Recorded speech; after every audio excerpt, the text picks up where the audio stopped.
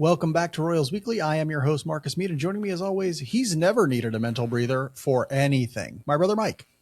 No, yeah, you got to use the mental to need a breather for it. And so I just, shooting from the hip all the time. I try not to think about literally anything.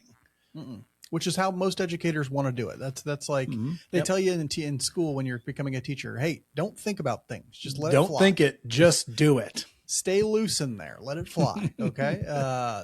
Welcome to education in America. No.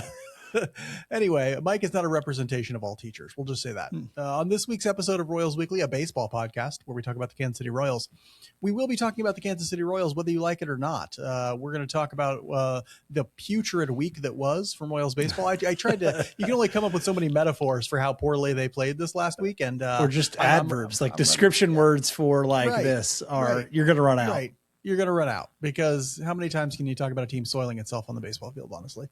And so, that's what we're going to dig into that a little bit. And then we're going to identify a few surprising stats from the dismal start the Royals have had in the first couple of weeks or few weeks, I guess. And of course we will end by previewing this week's homestand against the Orioles and Angels before wrapping it up with the Just About Outside segment. A reminder though, I know you're all pretty sad right now, but if you want more Royals weekly content, we can talk about the Royals more. I don't know if that'll make you happier or sadder. If you just can be sad with us. Be sad with us. Subscribe to the Royals Weekly Substack. It's $5 a month. You get 2 extra episodes at the very least. You get an article every week, more writing as school lets out and we have more time. But $5 a month gets you so much extra content. royalsweekly.substack.com. We really appreciate that financial support. I put out an article today that I thought for free for everyone. So if you want to go check out the Royals Weekly Substack, just go to royalsweekly.substack.com. You can read today's article for free. I get into the old Salvador Perez, Matt Cotuero beef a little bit and give you my thoughts on that whole drama. But I also talk a little bit about Vinny Pasquantino maybe coming out of his slump a little bit. So there's a lot of great content on there. Go check it out if you want to get a little taste before you subscribe. But we would really appreciate a subscription if you want to hear more from us. We also want to make sure that you rate and review us on all the podcast platforms, Apple Podcasts, all that sort of stuff. We have a new Apple Podcast review, and we do like to read these on the episodes. So this one's actually a couple weeks old, so I'm sorry to the person who wrote that we didn't get to it last week. But this is from a weekly weirdo named Haley M24.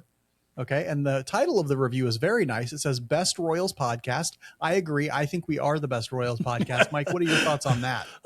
Got to be top 2. Top 1, top probably. 2 at least. I don't. Only one know. I listen to. Okay, good. Anyway, Haley M24 says, love watching them give their takes on the Kansas City Royals. Love that they take in every angle of the game. Nothing is forgotten or unmentioned. That's actually not true, but thank you for lying for us, Haley. We forget things and don't mention things all the time. We can't wait Haley says, can't wait to see how far their platform goes. Proud supporter.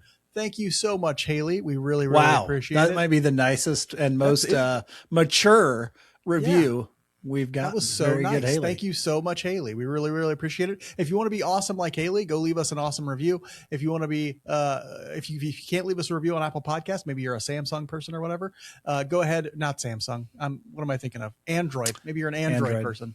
Mm-hmm. Then just go ahead and give us 5 stars or a thumbs up or comment on the YouTube channel. We like all of it. We'll take good vibes. The audience. We'll take good vibes. Everybody needs it right now for the Royals. Fan base needs good vibes. So please just go out and be like Haley, interact with us, help us out, and we'll respond in kind.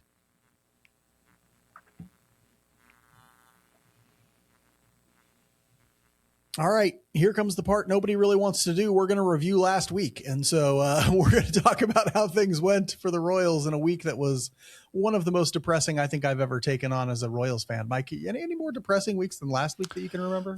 No, and I kind of put this out on Threads. The reason it is as depressing as it is expectation. Yeah. Right? The expectation was so much higher than we've seen these stretches. Don't get us wrong. Marc and I have been Royals fans our whole lives. We're 40 years old.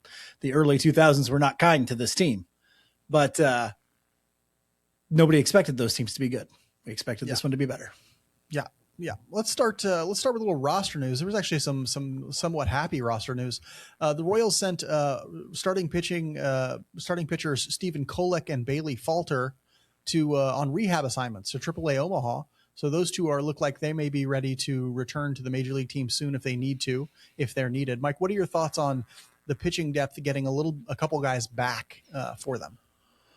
Well, it seems a little bit more important now. And I mean that more in a sense that I think, you're looking at fall. We just had Mitch Spence up, the bullpen is looking pretty taxed already. And there's just some question marks about how effective guys can be.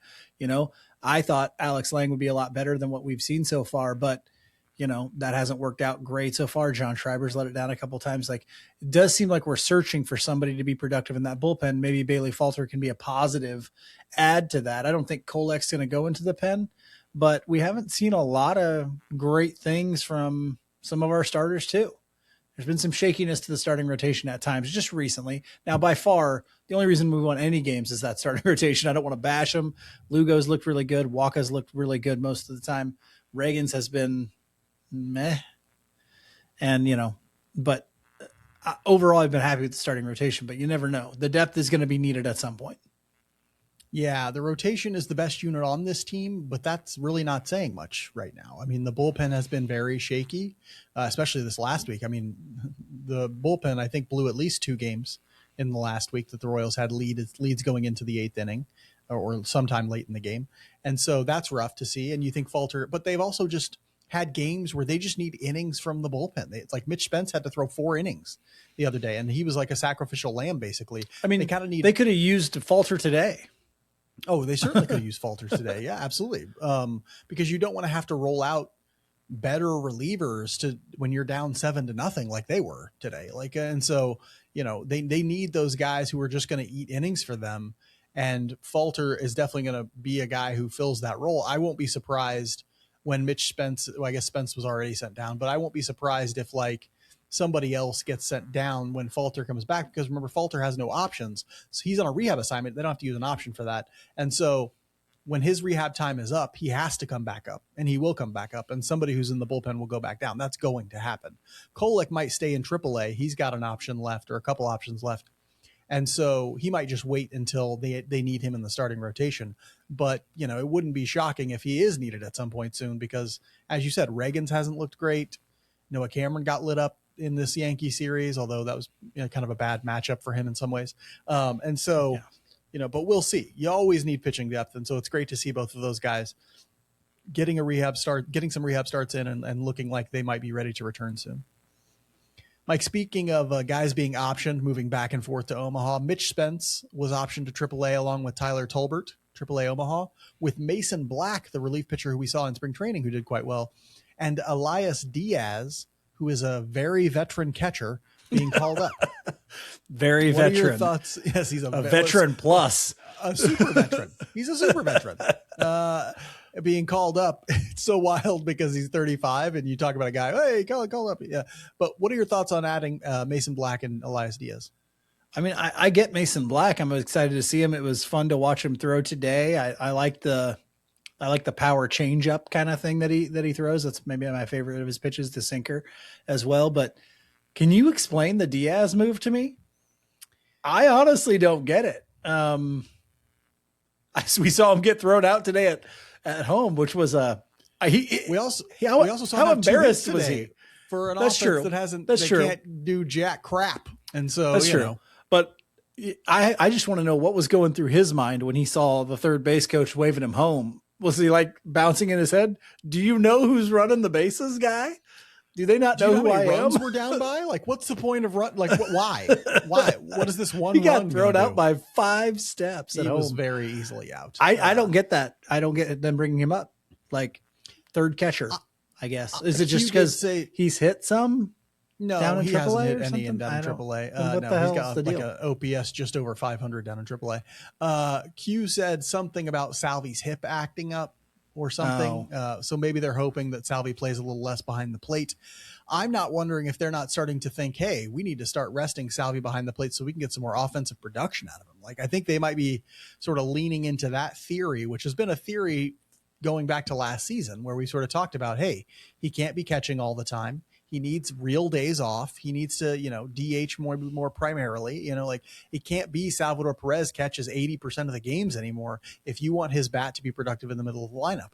Now, he's been super cold all season long, but if you want him to ever get back to being pretty good, you might have to show him more rest. And if that's the case, they're probably going to have a third catcher up pretty consistently. We saw them do this at the end of last year where they carried, I'm already forgotten his name, Mike. Maley.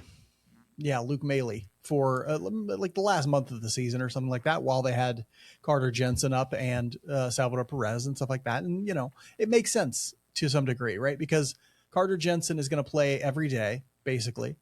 Salvador Perez is going to play every day, basically. It just depends on like where and, exactly how many days do they get off. And I think the way that Carter Jensen is hitting right now, you have to be like, he can't come out. He cannot come out of the lineup. Salvador Perez is not hitting great. He's not in a great space. He's not seeing the ball well. He can come out and it's okay. But Carter Jensen can't. And if that's the case, Carter Jensen can't catch every single day. So it makes sense to have a third catcher up here just to help share that workload. Like with you, I'm excited to see Mason Black. I didn't get a chance to watch the inning, and maybe it was 1 2/3. I forget how much he pitched today. But I saw the stat line, gave up some hits, but also got some strikeouts and that sort of thing. Didn't give up any runs. I'll settle for that these days from the bullpen. That's all I really care about. And so that was nice to see. I wouldn't be surprised if they give him a little bit longer to see what he's doing, capable of doing in the bullpen, because they're having some issues there right now.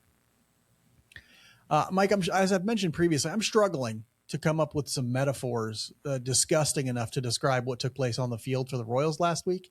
They lost 6 games. They won 0. So 0-6, bringing their overall record to 7-15. Yeah, you clocked it. That's the worst record in Major League Baseball. They were outscored 38-17 last week. How the hell did they ever score 17? Well, that one game they scored 9. Yeah, only in the game where they gave up 10. Only in the game where they gave up 10 did they score 9. That's sort of that's what happened. They blew games late. They were blown out. The offense, the starting pitching, the bullpen, they all contributed to that 0-6 week, to what has been maybe the worst week of the JJ Piccolo era, I might say. And on top of that, a clubhouse tiff emerged between team legend Salvador Perez and manager Matt Quatrero. Mike, how would you describe the last week of Royals baseball? It was a kick to the beans while you're falling down the stairs while into a pile of human waste. That's what it was. Yeah, it was that bad. That is a perfect metaphor. No, I will say this. The only thing that could have gone worse in this week was Bobby Witt Jr. getting injured. That is it. Yes. I'm surprised that didn't happen at some point. That's how bad it was. Just losing those 2 games late in that first series of the week, it was deflating. Super. And then, and I said this, for those of you who are Substack subscribers, first, thank you very much. If you listened to the Mike's Drops episode this week that came out on Friday, I said the last thing I talked about in the episode, and that was on my outline, said Tigers hangover. Are we going to carry this into a very difficult Yankees series? The way we lost that last game of that series, the Tiger series, and really the game before that too was really tough. All 3 of them were tough because you felt like you had a chance. That last game, just brutal. And then you roll into Yankee Stadium with an offense that's not really doing much and pitching matchups that are really tough, and an environment that not a lot of guys have experience playing in. And I'm like, this could get really bad. In my mind, I'm thinking this could get really bad. And it was as bad as I thought it might be. Yeah, here's the problem I have with it, right? It's one thing to be in a bad situation, which going into that Yankee series, clearly they was in a bad situation. Throwing Noah Cameron there is not going to be great for them. Reagan's is throwing not Reagan's there when, and you're going against their number 1 in game 1. Right. And the guys they faced were tough, having really good seasons so far. I get it. Situation, not ideal. But the reality is, if you watched those games, that the Royals played like absolute garbage. They played like garbage. It wasn't like, hey, we came out and did our best. They came out and did their best, and they happened to beat us a few times in a row. That can happen. This is baseball. That can happen. They played like absolute garbage. You saw the ball that dropped in between Isaac Collins and Michael Garcia today. You saw the issues in the outfield between Jack Caglione and Kyle Isbell. You saw guys Tyler Tolbert getting picked off of first when he's brought in to pinch run, right? Or I guess maybe he came in the game later, something like that. You're seeing that type of stuff. You see a brand new catcher getting thrown out by 5 steps at home plate today when you're already down 7. You watch Cole Reagans walk 8 hitters 8 today. guys. 6 in the first 4 innings, right? Like, And Cameron had the same stuff. issue yesterday. Like it was walk, home run, walk, home run. Right. What was the difference? The only thing that made it so bad is that they were punished for every mistake. And what they do, they made a ton of mistakes. They were just making mistakes left and right. We can like forget the mistakes that they're making at the plate, because they are making those still. Poor plate appearances, swinging at pitches they shouldn't, stuff like that. But they're making mental mistakes on the base paths, out in the field. It's all bad right now. Like they are. I tried to make it clear on Twitter today. I was like, I've never seen a team so neurotic as this team. This team has like collective neuroses. They should be studied by a team. I'm like, do you know the Seinfeld clip? I wish I'd have made this my theme. You need help at the university level. Yes. This is what I'm talking about. Yes. You need a team. That is what the Royals need. I know they have a sports psychologist. First off, that person should be fired, right? They have a sports psychologist. That person should be fired because clearly it is not working, right? And then they need to go out. They need to hire a team of sports psychologists, maybe one-on-one, just a ratio of 1-to-1 player to sports psychologist, to sit these people down and unwind them. They're wound so goddamn tight right now. It is unbelievable. When I watched Reagan's pitch today, I was like, he's trying to strike out 3 hitters with every pitch. And it's like, this isn't going to work, man. You're trying too hard. And they've wrapped themselves so tightly that they're shitting diamonds out there. And it's really, really rough. It's rough to watch. Mike, it's hard to even imagine that there were people out there who played well last week, right? It's hard to imagine that there were people who played well for the Royals last week. There have been easier weeks to find strong performers. You and I have scraped the barrel to pick a couple of people who stood out on this team. Who was your strong performer for the week? I went with Seth Lugo because in his start, he did look very good. 6.2 innings pitched for Lugo this week, 5 hits, 1 earned run, 7 strikeouts. That's a high number for Seth Lugo. Good to see him out there battling and sticking with it. He was a guy we were concerned about coming into the year.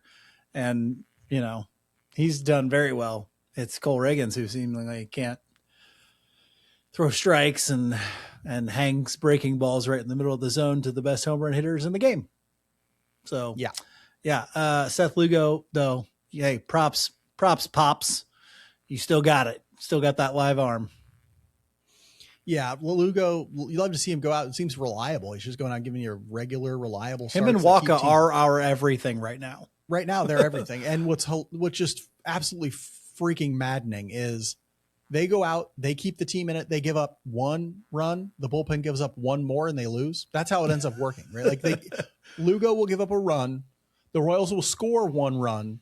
And then in the 8th, a reliever will blow it, right? Like, or the 9th or something like that, right? Like that's how it's been going for the Royals. Waka and Lugo can't, grab a win to save their lives because the offense can't score at all, like against starters for sure. And then in the bullpen, they still struggle, right? Like it's rough for those guys. I feel for them more than others.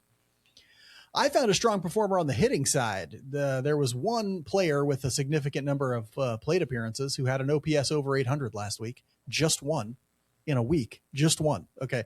You guys may not know this, but Mike and I look at these stats every week to do this.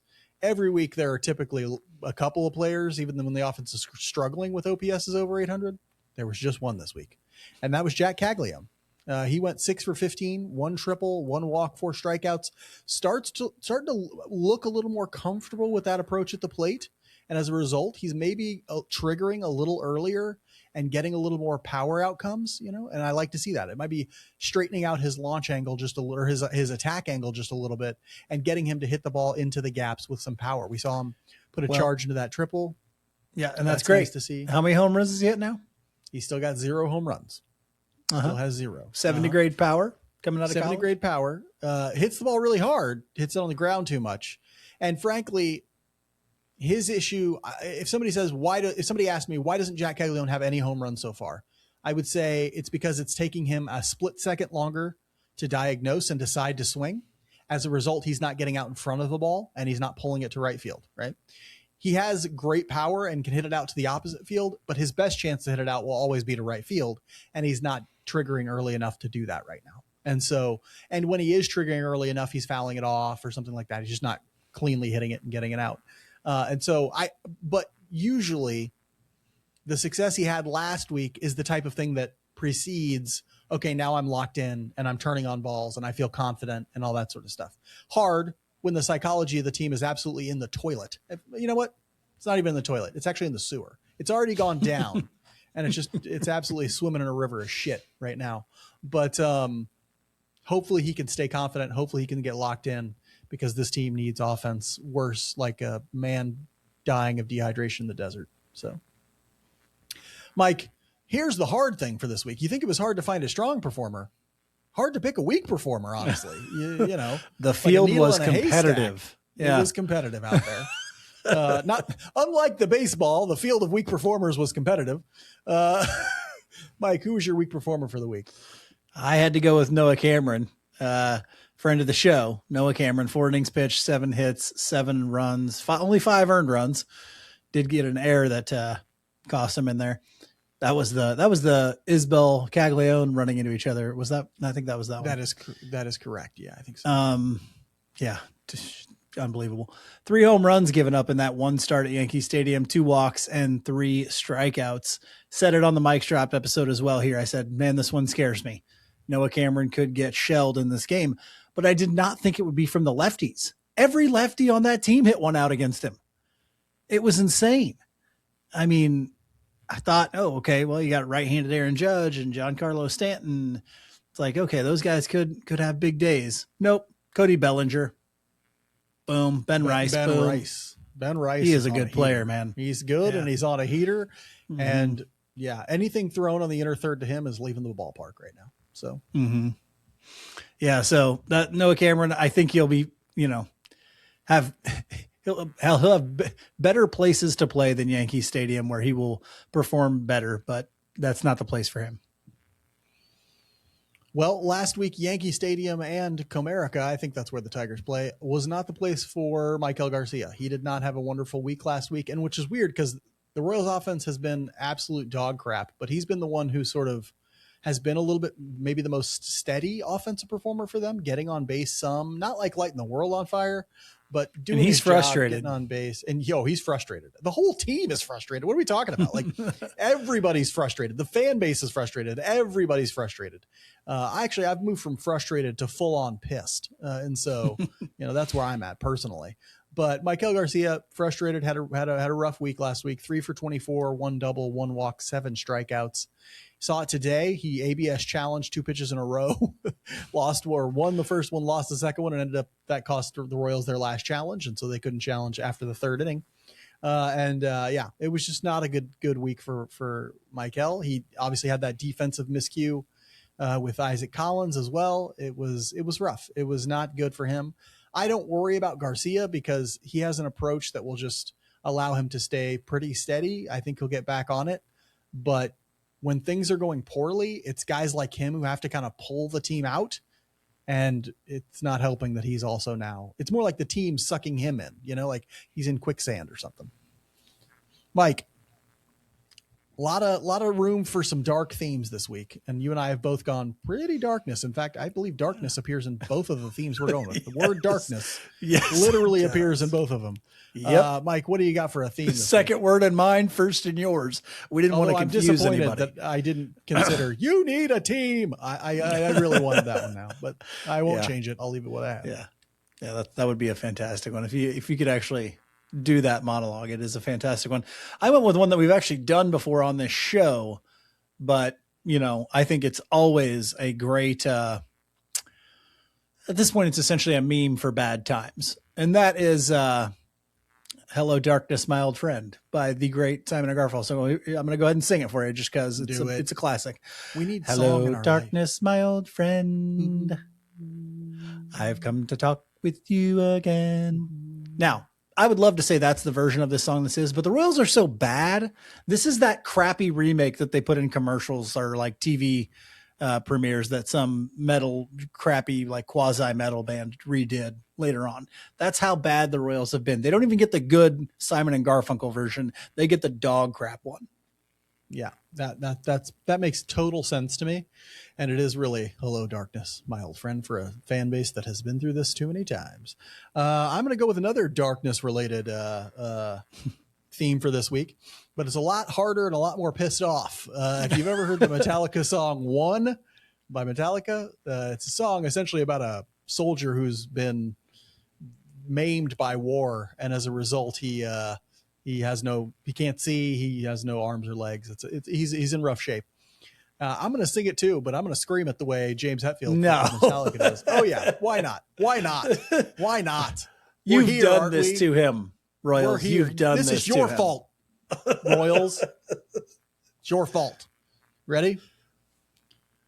Darkness imprisoning me. All that I see, absolute horror. That's it. That wasn't as bad as I thought it would be, but it was pretty bad. I can do a decent Hetfield. I can do a Hetfield. Yeah, that's where I'm at. Darkness is imprisoning me. It's all that I see, and it is absolute horror, the baseball that I'm seeing on the field.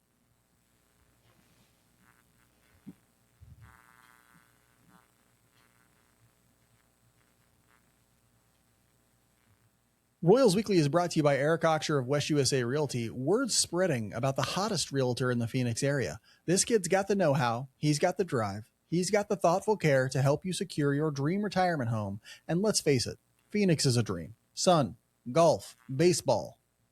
Haunted churches, cacti, old-timey prospectors with terrifying life stories. Eric Oxher ranked in the top 3% of agents in all of Arizona for the first quarter of 2026. Why? Because for Eric, it's not about him. It's about you. He's going to spend day and night grinding to find you the house of your dreams and get you the best price for it. Kid knows how to price a house like I know how to price a deli ham. Yeah, Mike's got it down to a science. Find Eric Oxher of West USA Realty online at ericoxher.com. That's ERICKAUXIER.com. Or just give him a call or shoot him a text at 480-383-9745. That's 480-383-9745. Be wise. If you're ready to make the move, let Eric make the experience all about you.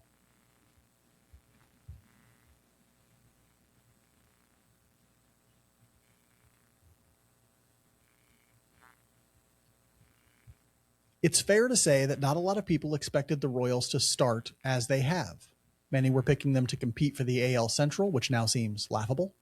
Right now, they look like they couldn't compete for an independent league title. There have been plenty of surprises so far, and Mike and I would like to discuss a few that have stood out to us this year. So for our Spotlight segment this week, we're each going to pick two stats that have surprised us so far. And because Mike's got active warrants in most of Oklahoma, he's going to go first.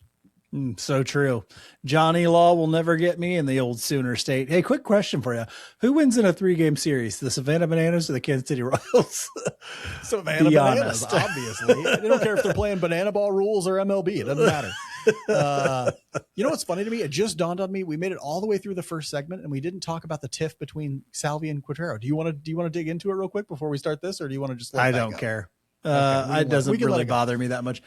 If you truly care about locker room drama, if you do, go royalsweekly.substack.com, read my little piece on it. That'll be good enough.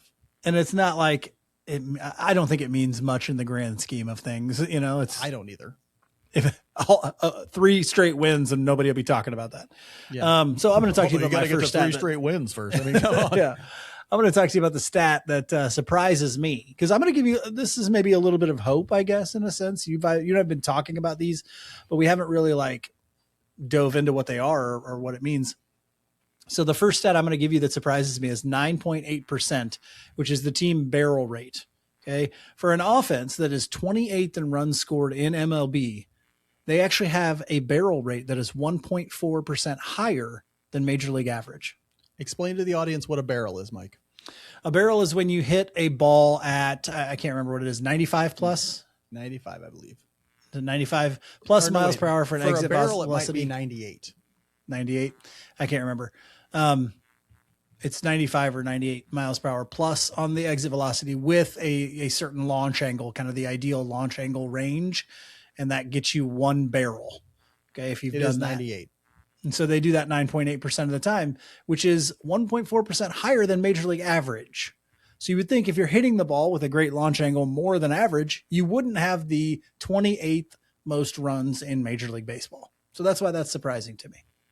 Yeah, I saw this, and actually, I've looked up like the Royals team hitting stats, like secondary metrics, and for the most part, they look great. Like you would look at them and be like, it's really crap, hard to figure out how runs. they don't score more runs. It actually is. It's tough to figure out how they're not scoring more runs because their hard hit rate is really good. Their barrel rate is really good. Actually, it's not that hard to figure it out. The real reason is obvious. They're not hitting with runners in scoring position. They're doing all of this stuff with nobody on base, right? Like nobody on base. They hit the ball really well, including a lot of good barrels and stuff. It's not a lot of home runs, really. Like they're hitting some solo home runs, stuff like that. Not a ton of home runs, but they're hitting doubles and stuff into the gaps and stuff like that. The problem is, one, I'm guessing most of those or more barrels than you would like are getting turned into outs. So they're probably hitting some line drives right at guys. That'll even itself out. But what it really is they're not hitting with runners in scoring position, and that's costing them all of their runs. I mean, I can't even, if I went and looked at the stats right now for runners in scoring position, they would be absolute garbage. I mean, we've mentioned this in the past, like they have the lowest weighted runs created plus with runners in scoring position by far. They have the lowest, all these sorts of things. So it's really contextual, but it is a good sign. I mean, it's like unequivocally a good sign that they are doing well in barrel rate. Like, and I'm guessing what the Royals are telling themselves, the coaching staff, the GM, the front office and all that stuff, is these secondary metrics look good. And so we can't and shouldn't try and we got to get through this mentally. Like we got to get through this tough stretch mentally because it will all work out because these secondary metrics are telling us it's going to work out. Oh my gosh. 46, Mark. 46 is their weighted runs created plus with runners in scoring position. It's last in Major League Baseball by not a little bit. It's by a lot. It's last by a lot. Yeah. This is what I'm talking about. If your barrel rate, if all the secondary metrics looks good, it's almost always contextual, something contextual. Like, oh, when runners get on, they crap their pants, like that sort of stuff. And so that's what's happening with the offense, really. My first stat that is a little bit surprising to me is actually related to pitchers. Now, obviously the pitching has been better than the hitting, especially the starting pitching has been a lot better. But there is one thing with the pitching I'm noticing that is a little concerning, and it really reared its head in this last week, especially in the Yankee series. The Royals have an 11.2% walk rate among their pitching staff, which is sixth highest in baseball. If you want context, last year they had an 8% walk rate that was 22nd in Major League Baseball, 22nd highest. So what, eighth best, right? Like, and so they're walking way more guys this year. We saw it from Cole Reagans today. And actually that number doesn't include Cole Reagans today, right? Like, and so, that number's only going up, guys, because we saw Cole Reagans walk a ton of guys today. We saw Noah Cameron get in trouble with walks. And what it is every time they walk someone, it seems like every time they score, the next guy hits a home run. Every damn time they score. Every single time they walk somebody, he scores a run every time. And often in that Yankee series, you walk a guy, the next guy hits it out. That's how it went, right? Like every single time it's crushing them. Yeah, that's the thing that maybe is that I'm glad you put that in there because this might be the most surprising thing, especially in those first like 8 games ish. We played, well, maybe it's more like 10 games. They were walking guys, the pitchers were, and it was costing them on occasion, but the starting pitchers tend to get out of those situations. After that, it's been every single time. And the crucial ones have been with the bullpen. They're walking a guy and that guy is coming around to score the game winning runs so often. It's mind boggling. And it's not something we expect because in this iteration of the Royals, which is, I kind of equate with when we signed Waka and Lugo, went on that little playoff push there a couple of years ago. Since then, this team has not been a team that walked a whole bunch of players. Like it's been kind of part of it. We weren't ever going to strike out a league high or anything, but we weren't going to put a ton of guys on base. And gosh, it's just crushing when and you and I talked about the margins are so thin when your offense is this kind of offense, one that can't score runs. That's that kind of offense. Which is hard to call offense, really. Yeah. I mean, we need to come up with a better word for this. Like what the Royals shouldn't be called an offense. It's the non-offensive kind of offense here. But especially when those types of teams play against good teams with deep lineups that are going to do something to you offensively, putting guys on base, it can't happen. It just can't. Your margin for victory is too slim. Yeah, and that's too much responsibility to put on the pitching staff. But right now they have no other alternative. Like, sorry, but you can't give up any runs, bullpen. Sorry, but you can't keep letting guys on base. Pitching staff, like starters, or you can't keep walking guys. Like it's one of those things where it's not great for the pitching staff that the team is set up this way, but it is set up this way, right? It's set up to be pitching first, pitching dominant, and then get enough runs. And if the pitching doesn't come through on their end, especially with walking guys, it's gonna cost you. Mike, what's your second stat for us? What's the second one surprising you? Another one that I thought was a little interesting for an offense that's not scoring runs, because you and I talked about how for several of these hitters, one of the big hiccups was chase rate. Swinging at pitches outside the strike zone. We know it's notoriously been something Salvador Perez has done. Even Bobby Witt Jr. at times can have a little bit of a high chase rate. Jack Caglione's was really high. We thought that was a big part of what he needed to do to turn it around. And it's down somewhat this year. It's down to 28.8, which is not down much from last year, but it is better than major league average. So again, it goes back to okay, we're not chasing, but we're not scoring runs either. And so, yeah, you talked about with runners in scoring position, that's going to be a huge issue. You know what I would like to see? I don't know if I could find a stat on that. I want to know what their chase rate is with runners in scoring position. I think find that for you if you want me to.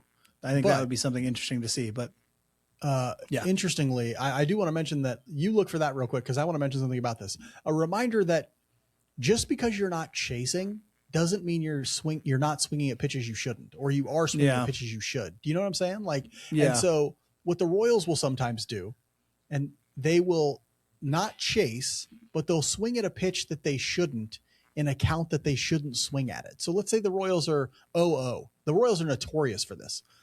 Let's say a guy gets on first base. Bobby Witt Jr. has done this several times, by the way. Michael Garcia gets on first base. Bobby Witt Jr. 0-0 gets a fastball low and away. It's a strike, but it's on the outside third.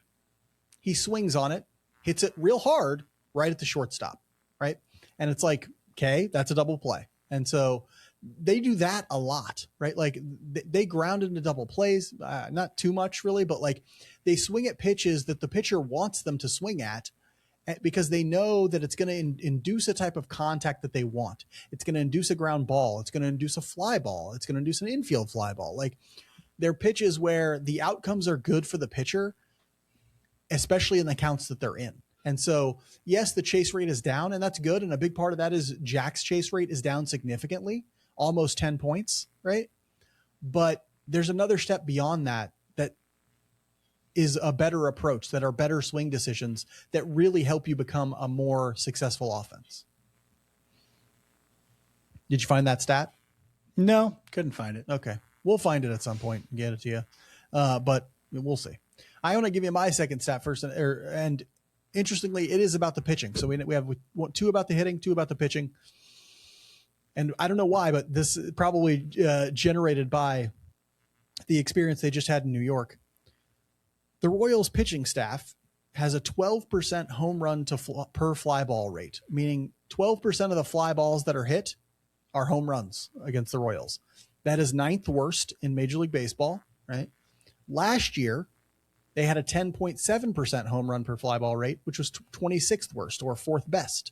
So we're seeing they're walking more guys and they're giving up more home runs per fly ball, right? That's sort of going to be a recipe for giving up a lot of runs, right? And remember, that's before today, right? When they gave up, 3 home runs today? Cole Reagans gave up 3. Did they get any after that? I don't think so, because it ended 7-0. So, because Grisham hit that last one. Yeah. And so that's a tough recipe to try and make pitching work. Obviously, that might iron out of the season. They're not going to play in Yankee Stadium every week. In fact, they won't play there again.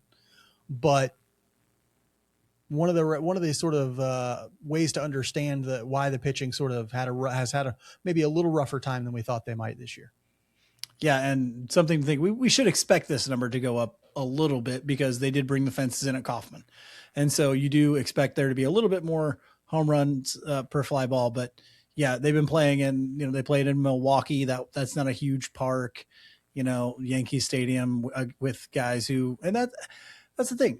We have a pitching staff that will give up fly balls. And, hard contact at the same time. Lugo, Noah Cameron's notorious for it, but Michael Wacha isn't immune to that as well, and neither is Cole Reagan. So, these aren't ground ball pitchers.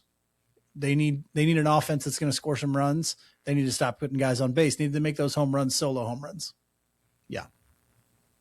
I was thinking about this today when I was like pulling into the drive of my house. I was like, just thinking about baseball for some reason. And I'm like, you can give up walks or you can give up home runs. You can't do both. Exactly.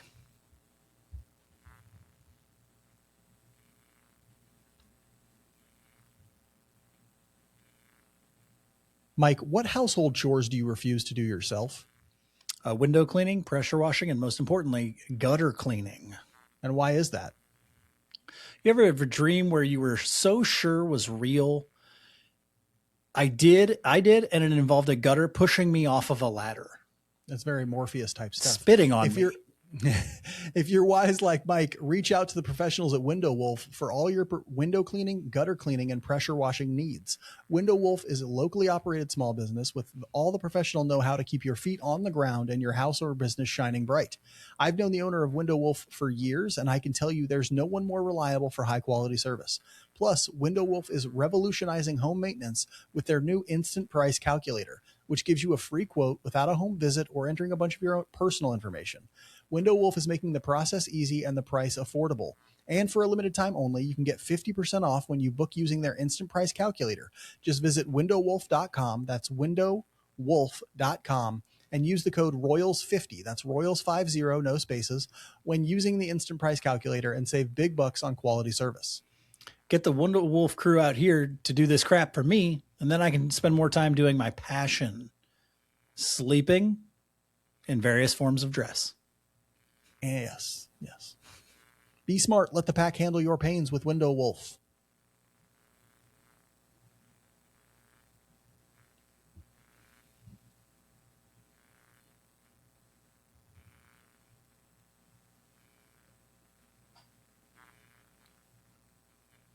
The Royals are heading home to lick their wounds after a brutal road trip. They'll hope to win all 6 against the Orioles and Angels in front of dozens of fans at Kaufman this week. I can only imagine it will not be widely attended, given it is supposed to be really nice outside. So maybe okay. Hey, you know what? We should all just show up one day and be like, hey, we support you. And maybe the good vibes will rub off on them. Mike, it's a 6-3, 3 against the Orioles, 3 against the Angels. Tell us about those Baltimore Orioles. How are we going to shape up against them? Well, 10-12 so far this year, which is good for third in the AL East. And I think they were actually in first not that long ago. So I think they may have lost a few here in a row as well. But that first game, we'll see Seth Lugo versus Kyle Bradish, a 29-year-old righty out of New Mexico State. Go Lobos. Is that right? Or is that just New Mexico? I always forget. I can't remember. 5.49 ERA for Bradish and a 1.63 whip. He's got a slider, a sinker, a curveball, and a four-seam fastball that goes about 94. His ERA is much lower. His expected ERA is much lower than his actual ERA at 3.06. He does have a pretty high walk rate, which against the Royals, generally speaking, doesn't matter because they're going to swing anyway. 11.4% walk rate for Bradish. So hopefully our boys can stay a little patient. In that second game, it'll be Chris Bubich versus Shane Baz, 26-year-old righty out of Concordia Lutheran High School in Texas, a 4.91 ERA and a 1.55 whip. He's got a four-seam fastball that's 96, 97, leads with that. Curveball, cutter, changeup. The four-seamer is getting hit a ton right now, which is why his ERA is almost at 5. But he's given up an 826 slugging percentage on that four-seamer, even though the expected slugging is quite a bit lower at 485. But -5 run value on the four-seamer right now, and that was one of his best pitches last year at +5 run value. He's striking out fewer guys as well, so maybe an opportunity to get to Shane Baz there in Game 2. Game 3, we'll see Michael Wacha versus Chris Bassett, the 37-year-old righty out of Akron. Bassett's probably coming to the end of his tenure as a major league pitcher, I would say. You don't think so? Yeah. Well, I'm shaking my head like, how's this guy still in Major League Baseball? Honestly, he's a very, very well-traveled veteran here. 6.19 ERA with a 2.13 whip. Don't see a whip starting with 2 much after a couple of starts anymore. 2. We'll see.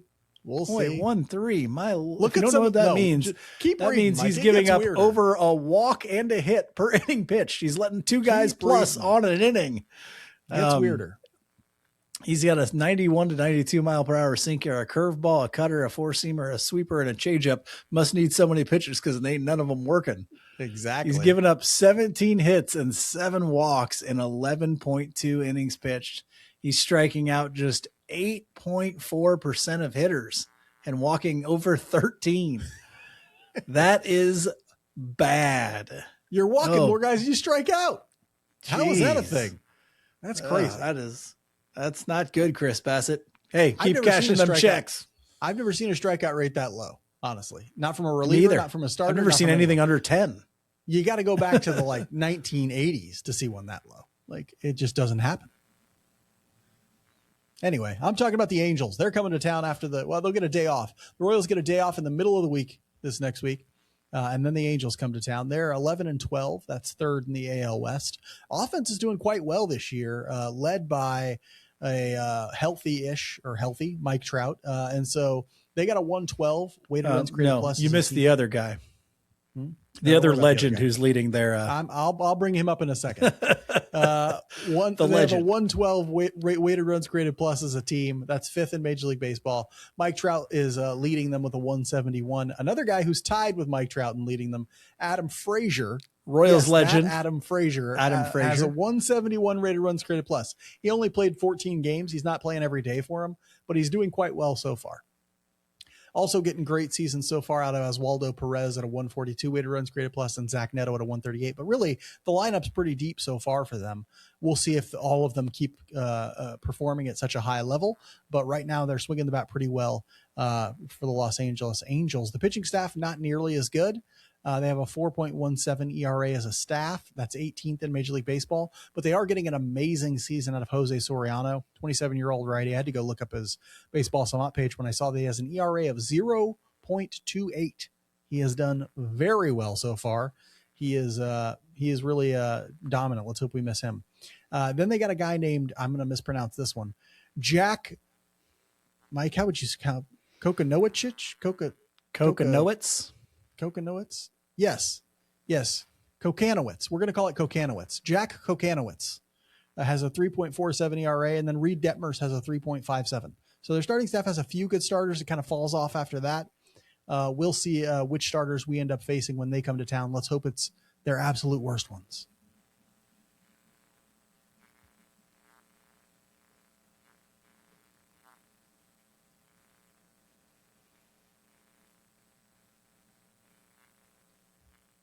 Royals Weekly is brought to you by All In Physical Therapy, who don't just offer the best in physical therapy in Kansas City.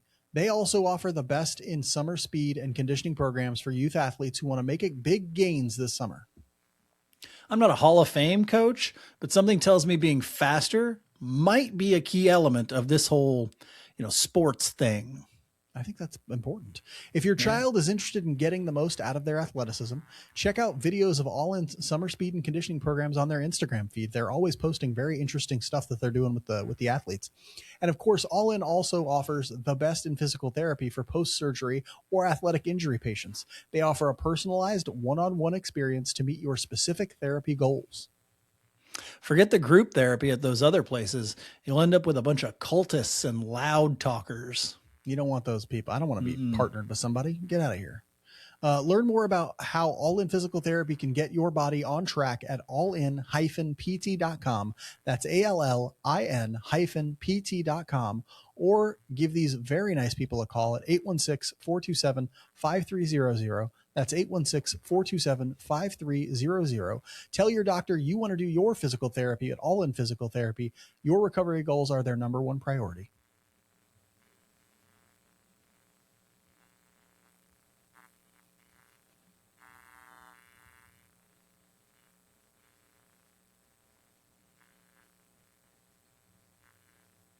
We'll end this week's episode like we end every episode, with the Just a Bit Outside segment. Somebody recently told us that they liked this segment in a YouTube comment or something like that. Mike, yeah, they were like, I like the Just a Bit Outside. And that's great. We love to hear that. If you like the Just a Bit Outside, let us know. Okay. Mike, what's been going on in your life the last week? Interesting stuff? Not really. No, Okay. I grew some grass. That's about it. Is that a metaphor, Cheech? No, it's not. I actually grew grass in my backyard where I had a gigantic dirt spot because my dog tears it up. But I was able to actually, I brought life into this earth. Okay. I grew some grass, but that's not what I'm talking about this week.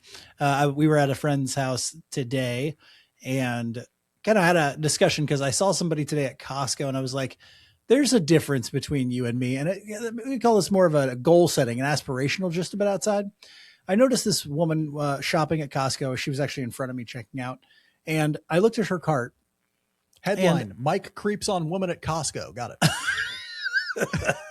No, I was just curious about what she was buying because it looks so different from my cart. My cart was like a bunch of boxes and Tell stuff. it to the cops, buddy.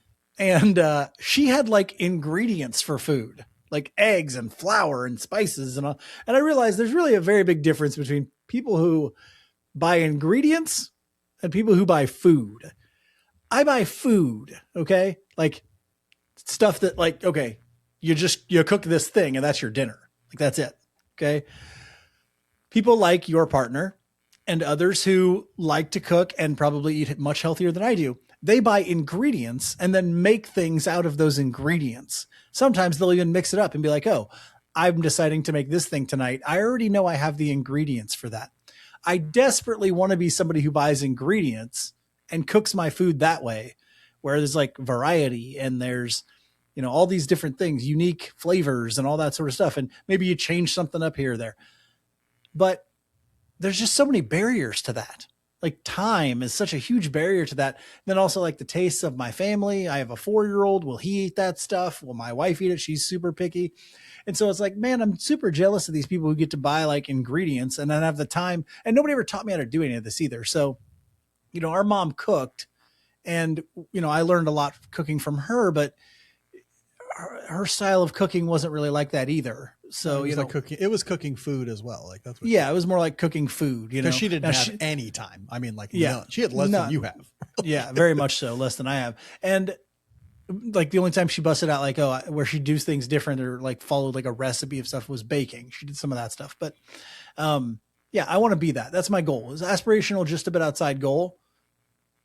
When I have a little bit more time, maybe this summer or, you know, when I retire, learn how to be somebody who can actually cook using ingredients and not like, you know, hamburger helper, which is delicious, but or a rotisserie chicken you bought, you know, like, yeah, exactly. Yeah. I get it.